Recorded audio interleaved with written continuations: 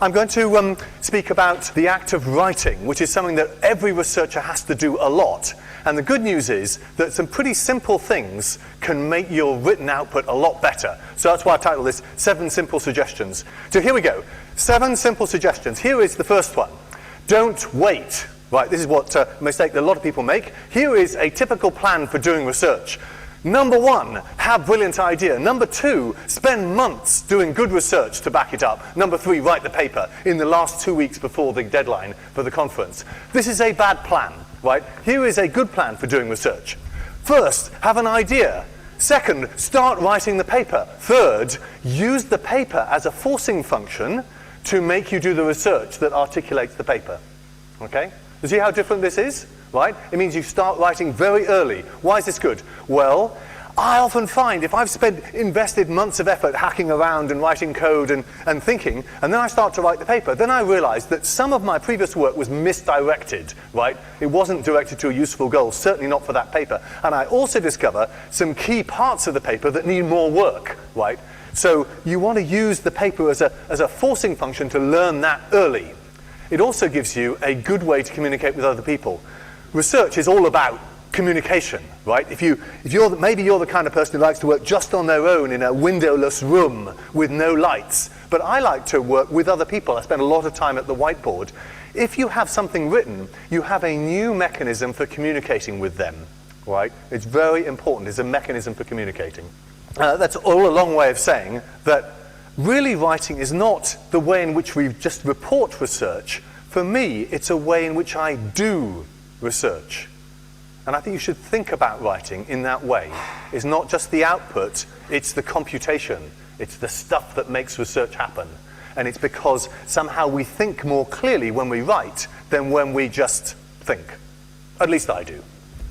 So, one problem with this plan here is that it starts with this idea bit, right? Where does this idea come from? And so it's tempting when you're looking at other people's work to think, oh my, everybody else has very clever ideas, and I am a mere worm, and I have such trivial, boring ideas that nobody would be interested in them. Do you know that feeling? Yeah? You sit there and you don't feel very creative. Let me tell you that this is what every researcher feels most of the time. There are days when you have that miraculous breakthrough and you really, your God is in heaven and you know that all is right with the world, but most days you think, I'm a worm. This is the natural state of the researcher, right? So what you have to realize is that even, Tarjan and so forth thinks that he's a worm most of the time. And what researchers do, good researchers, is they simply start writing anyway, right? They write a paper about any idea, no matter how trivial or insignificant it may be. My experience is that the cleverer the research student, the more they are prone to this failure mode. Either they don't understand something, in which case they're depressed, or else they do understand something which they believe, in which case they think it's trivial and nobody will want to know about it, right? So in both cases, depressed. This is not a good situation, right? So just write an idea, no matter how insignificant it seems to be, because my experience consistently is that when you write the paper, your idea develops and ramifies. Computer science is like a snowflake or a flower. You start with a little seed and it sort of ramifies ahead of you into interesting things. Something that looked boring turns out to be actually rather interesting. Not always. Sometimes you'll start writing the paper and it turns out indeed to be weedy and insignificant. And then maybe you won't publish it, but it'll be done quickly and you put it on your homepage. All right? So, write early. Write early. And I really do believe that this second thing is much the most common case. It almost invariably turns out to be more interesting than you thought. All right, number 2. If you're going to have this idea and write about it, you need to be clear what it is. The business of writing a paper is to convey from your brain into the minds of your readers your idea. So think of your paper as like a virus, right? You're trying to infect your readers' minds with your idea, and then it will infect them, then they'll talk to other people and it will infect them. So it's like a kind of contagion or plague that is going to sweep the world. And everybody's going to be thinking about your idea because it's so, well, infectious, right? So my analogy here with Mozart is just that here, hundreds of years after Mozart died, we are listening to people read his papers, or more precisely play his music, we actually go to concert halls to hear his papers because their ideas were so infectious. Don't you think that's amazing? Wouldn't it be remarkable if in 400 years' time people were still reading your papers? It's not all that likely, but I think that's the kind of idea that you'd like to get. The paper is not a mechanism for getting promotion. It's a mechanism for conveying ideas from your head to somebody else's head. If you don't convey them, right, if you don't bother to tell anybody about your ideas, then you might as well not have them. Right? Even if Einstein had sat in a windowless box and not told anybody about relativity, then we wouldn't know about relativity, right? That means you need to know what your idea is, right? So when you write a paper, in the end, at least by the time you've finished, you must know what is the idea that your paper conveys. It's surprising how hard that can be to determine from people's papers. As a reviewer, if you read somebody's paper, when you've finished, you can say, what idea did that paper convey? If you find that hard to articulate as a reader, then you in your review can say, I really couldn't figure out what the idea of this paper was about. And so then you apply that to your own papers, right? It's actually sometimes quite hard to know exactly what your idea is to begin with, but you must know by the time you've finished. If you find yourself thinking, oh, well, actually 3 ideas in this paper, then what you do? Just write 3 papers, right? Rather than trying to wedge them all in which case each one becomes cryptic and incomprehensible because you try to squidge it into 10 pages, just write 3 papers. That's cool, right? That's not salami slicing. That is taking ideas and expressing them. A good idea in your paper is to say explicitly when you get to the main idea. It's surprising how seldom this happens. So I often try to write phrases in my paper that say at the beginning of section 3 somewhere, the main idea of this paper is this. Because I've had to explain some context and setup and background, and I wanted to be absolutely clear when I move from describing the context to saying, here's the payload, right? The virus is about to arrive in your brain. Prepare. Does that make sense? All right? If you don't say that, if you leave your reader to be a detective, so that subsequently they have to reverse engineer what they think you meant was the key idea, that's not good, right? Why not say it explicitly? Be completely upfront about this. Third thing, tell a story. So if you're going to write a paper, and this applies, I'm focusing mainly on papers, but I do also mean dissertations and so forth. Everything applies to everything you write, really, is to tell some kind of a story. I always try to imagine when I'm writing a paper that I'm standing in front of a whiteboard and explaining it to a colleague. It's amazing how differently people will present things at a whiteboard than they will in a paper. Right? With a whiteboard, they'll start right away with examples. They'll explain it quite differently than if they will not. Yeah, you get the idea. They often explain it in a much more accessible and engaging way at a whiteboard than in a paper. So, if you want to be accessible and engaging, do the same thing in the paper as you do at the whiteboard. Nearly. You need to have a bit more substance. So here's a narrative flow that I usually try to follow in my papers, right? You want to say, here's what the problem is. You want to motivate your reader to say why it's an interesting problem. You want to say, at least briefly, why it's an unsolved problem, so it would be worth solving and it's unsolved. And then you want to present your idea. That's the payload, right? Virus has arrived now, right? And then you give quite a bit of detail about exactly what your idea is and how it works. Then you're going to say something about how your idea compares with other people. So you're kind of trying to lead people in. Remember, not everybody will read right the way through your paper. Your ideal is that wherever anybody stops reading, they take away something valuable with them. And moreover, every bit they read makes them want to read more. Right? This is back to making it accessible, right? So, they say, here's an interesting problem. I wish I could solve that one. I wonder whether he can solve it. So they've got the hook. They're inclined to read some more. So here's my sort of typical outline for most papers that I write, and indeed it works for dissertations as well. Short abstract, an introduction, then something about the stating what the problem is, then quite a bit of a short piece explaining what the idea is kind of intuitively, and then a longer piece explaining the details behind the idea that sort of fills out the evidence, then something about related work. And I'm going to say a bit more about each of these sections in the following piece, but this is my picture of how the structure of a paper might go. And look at the numbers of readers, right? More people will read your abstract and title than will read all the rest of the paper. So each time you want to give them a hook to continue. Here's what I think your introduction should do. 1 page, describe the problem briefly, and articulate what your contributions are. So here's by way of example, describing the problem. I would suggest you introduce your problem with an example. So my crude way of doing it is say, is there any typewriter font on the first page? I'm a programming languages guy, and programming languages people tend to put example programs in typewriter font. So I know if there's typewriter font in a paper, it's probably an example. That's good, right? But in your fields, it may differ. But anyway, start with an example that illustrates your problem. So here's an example of a paper that I wrote some time ago. And the very first thing I did was give a little program and explain a problem with it, and explain that somehow my paper was going to fix this problem. Okay? So that's an initial hook.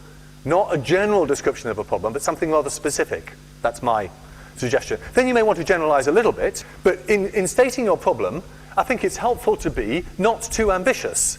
So some people state problems that are like Mount Everest. Here's an example. Computer programs often have bugs. It's very important to eliminate them. Many researchers have tried. It's really very important. Now, what have you learned from this introduction? Right? Do you think, fantastic, this paper is the one I'm going to read because it's going to tell me how to fix bugs? No, you think, here is a general observation that everybody would agree with, and that you could, it's like motherhood and apple pie. Nobody could disagree with this. Do you see what I mean? Or another way to say it is, he's posed the problem that thousands of computer scientists have worked on for tens of years, and it is never going to be done anyway, right? So do you see why that is not a useful thing to say? In that introduction part, this is the part which you still have your 100 readers, right? But they're busy falling off. They're dropping like flies, right? Every sentence that goes by, another 10 readers have died. They've sort of fallen off. So you have to kind of use your precious words at the beginning, those gold-plated words at the beginning, to hang on to them. So don't give them this garbage, right? Instead, here's a kind of counterexample. Here's a particular program that shows a particular kind of bug, right? And my paper is going to show you how to catch or automatically nail an interesting class of bugs like this one. Do you see how that feels different? Molehills, not mountains. This seems counterintuitive, right? Because usually we're told to frame our work ambitiously, but don't frame it too ambitiously, or people just won't believe you. That's what it amounts to. Okay? So that was the first thing. Describe your problem. So you've got about, a little half page for that. Then you want to say what the contributions of the paper are. Now this is really important, and I think it's worth writing a first draft early. You write a first draft of your contributions, and you go back later and rewrite them, and then you go back later and rewrite them. But you need to know what the first draft is. So the list of contributions drives everything you do in the paper. It says, it's like the claims that you make. You say, in this paper, I'm going to substantiate the following claims, 1, 2, 3, 4, right? And every claim forward references to some evidence, and the idea is that your reader reads these claims and thinks, crumbs, if he could really do that, that would be quite cool. So they have to be crisp enough to be understood by a reader and have that thought. Now, here's an example. I usually write claims like this using bullets, because as you're reading that first page, remember, your readers at the moment are not committed to your paper, they're just thinking about it. People's eyes are drawn to bullets. They just read the first bit of each bullet, right? So for every contribution, I have one bullet, right? This is all going to fit on the first page. So after some introduction about the problem, I'll then say, in this paper, we put the choice on a firmer basis, or in this paper, we make the following new contributions. That's typical for, and then lay them out, 1, 2, 3, 4 bullets. And for each bullet, look what I've done here, right? Explain precisely, blah, blah, blah, section 4. We do this, discuss these effects, section 5 and 6, and contrast them in section 7. So for every claim I've made, I've given a forward reference to evidence in the paper that supports the claim. So page 1 is like the specification, and the rest of the paper is like the implementation. So for every bit in the spec, you give a forward reference to the implementation that substantiates that specification. Are you with me? This is great, because now, if a reader thinks, I wonder if that claim is true, he knows exactly where to go to look. And if a reviewer at the end is looking back at your claims, having read the paper, he can say, yep, tick, right? That's much better than asking them to do detective work, to say, I wonder where this third claim is substantiated. Oh, when I say evidence, I don't necessarily mean theorems. It might be measurements. It might just be argument. It might be sort of more details somehow. So evidence, I mean a sort of slightly woolly kind of thing, but something to make the reader believe that you're right, whatever form that takes in your field. Are you with me here? Idea, contributions, or sort of problem, contributions. You may not have enough space in the introduction to say very much about your idea. You're almost asking them to say, well, here's the problem, here's the properties of my solution, now you're really motivated to learn my idea. So don't try to present the idea on page 1 because you won't fit it, is pretty much what it comes to. Okay. One other thing about the contributions bit, which I missed out here, is that you want to make your contributions refutable. That is, it must be possible to fail to deliver on them. If your contributions say, we described the WizWaz system, well, of course you'll describe the WizWaz system. No reviewer can say he didn't meet his contributions here, but you've described it, And if you say we're going to study this, well, of course you've studied it. But it's not very interesting merely to describe something or to study something. You want to make refutable claims or claims that have some actual content. So think celery, not soggy, overcooked pasta. Crunchy, refutable claims. And I've just given a couple of examples here. Now, last thing about the introduction. How many of you read this paragraph when you read papers? You do. You read it. I've seen it in quite a couple of papers. Oh yes, but do you read it? Do you think, what a great paragraph, I wish I'd written that paragraph. I'm reading every word with care and attention and love. No. You skip it, don't you? Because you're going to read the paper, right? What the dickens is this? This stuff on page 1 is simply a waste of that precious bandwidth you've got with your readers, right?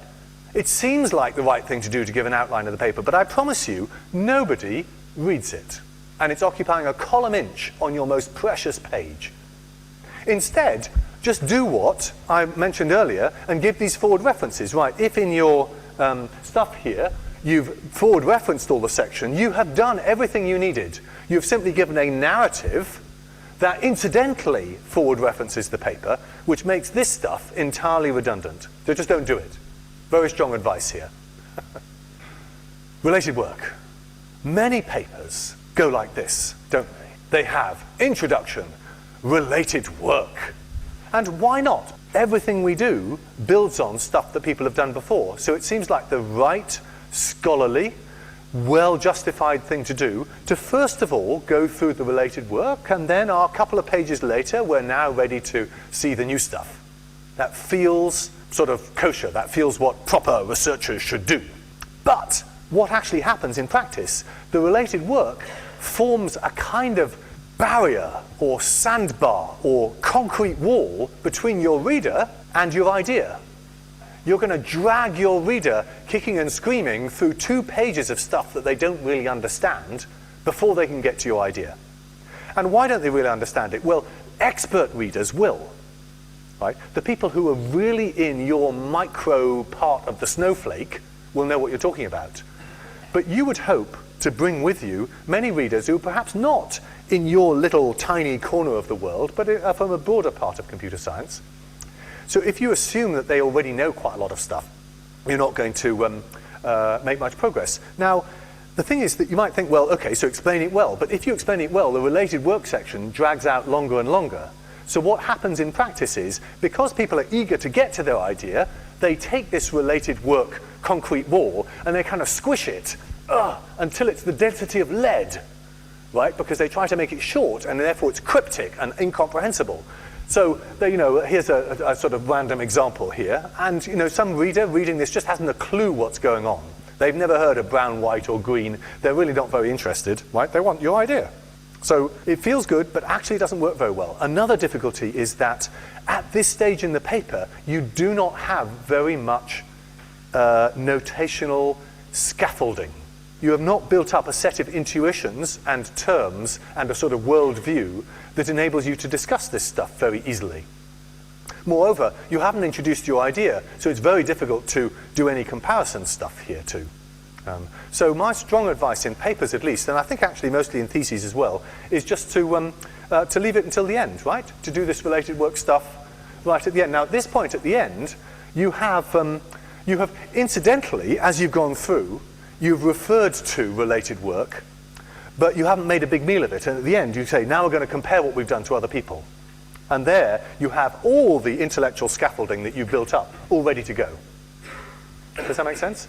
I'm not saying that you should ignore every piece of related work and pretend, make it seem as if everything until this section is all your own work. No, no, no. It's like if you were going at a whiteboard, right, with somebody, you would not say, first of all, I'm going to give you a section on related work.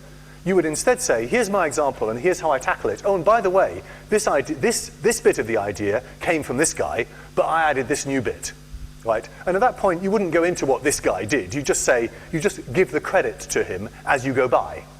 Do you see what I mean? So in your paper, as you explain your idea, as if at a whiteboard, you give citations to relevant related work, and perhaps you even say, oh, and we're going to discuss more of that in section 8. So every time the expert reader is reassured that you are not a stupid idiot who has not read the literature, you know all about the literature, it's just that you're going to get there at the end. See what I mean?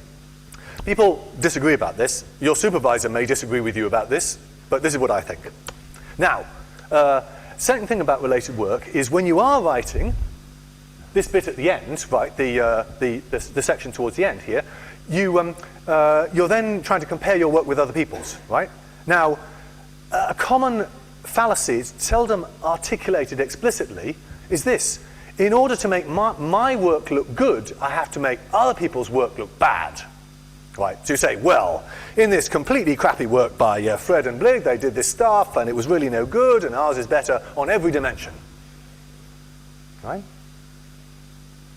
So there's a kind of human instinct that makes you think, in order to show how wonderful my stuff is, I have to somehow downplay, not as crudely as that, but somehow downplay other people's work. Right? But happily, the truth is that it's not like that at all. Credit is like love. Credit is a commodity that is infinitely divisible. If I have £10 and I give you £5, how much do I have left? £5. If I have love and I give you love, how much love do I have left? Oh, as much as I ever had and maybe more. Right?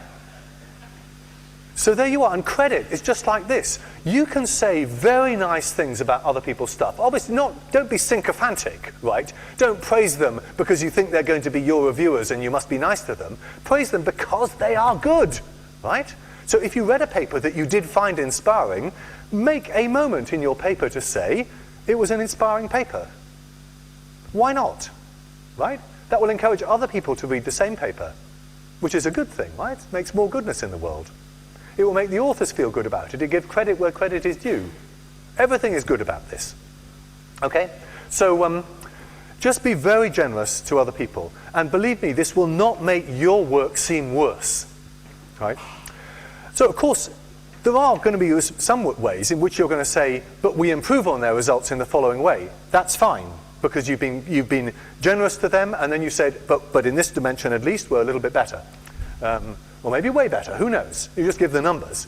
Another thing that's really important is, if there are weaknesses in your approach, like if you're better on dimension X, but worse on dimension Y, if you only mention X, you are inviting your cruel reviewers to point out that on dimension Y, you're really not as good. It's way better if you point that out. It's quite disarming for your reviewers who are already, they're thinking, ha ha ha, but he's not so good there. And then they say, oh, but we're not so good here. They think, oh, right.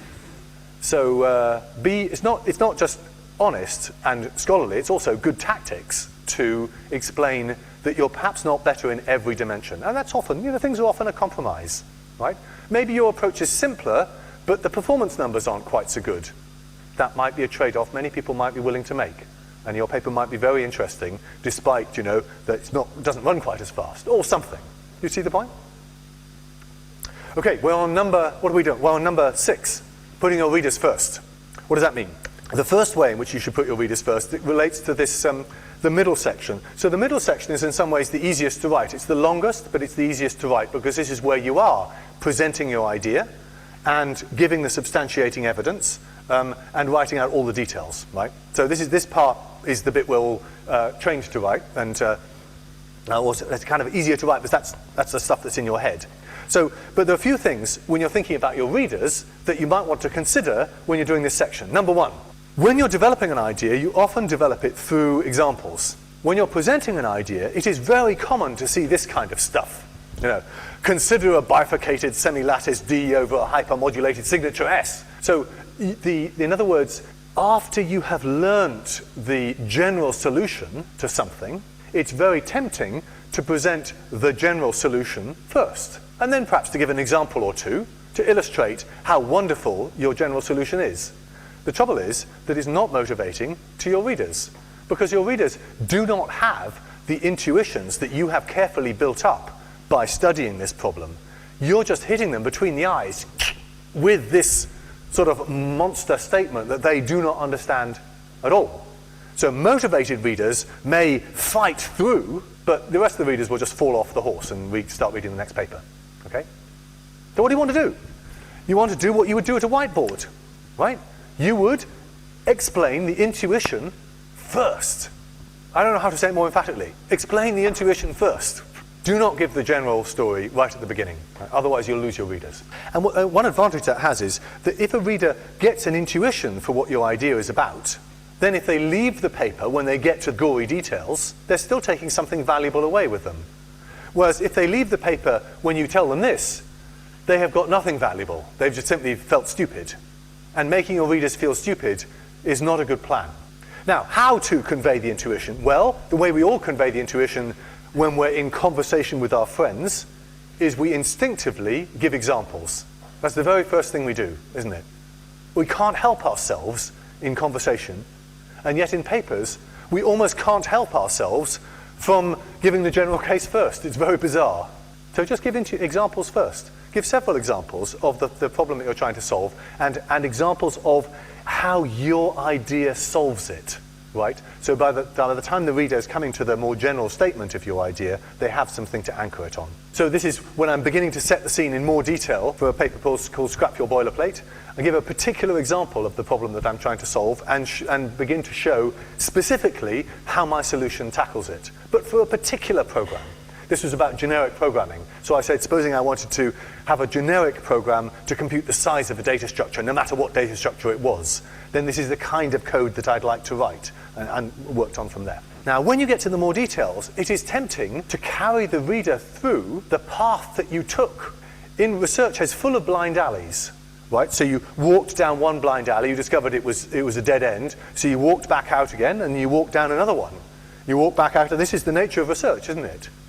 Now, does the reader want you to carry them down the blind alley? Look, there's a wall ahead of you.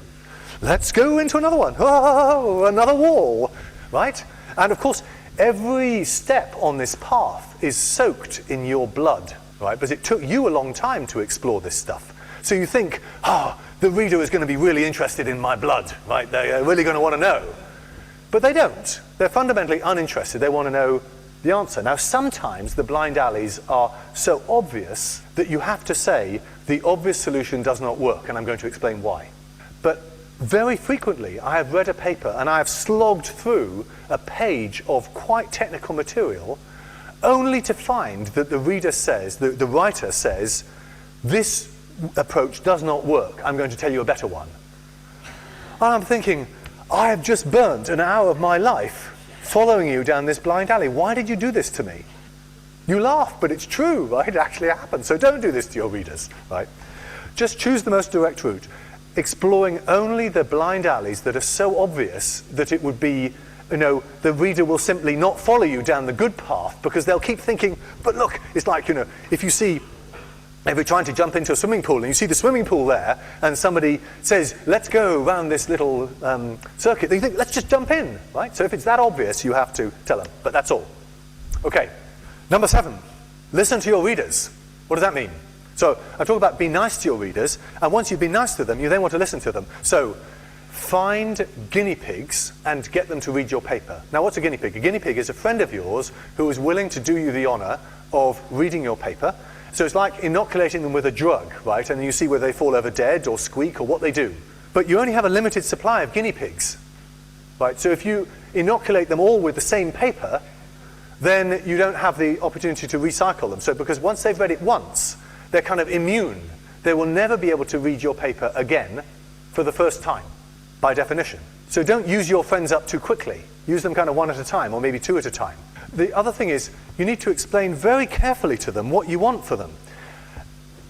My experience is constantly that if I give a paper to a friend of mine and say, would you be kind enough to read this for me? What they will tell me is, this word is misspelt, there's a comma missing there, the grammar in this sentence is not great. Did I want to know that? When my paper is 99% complete, absolutely yes. But at every previous stage, absolutely no.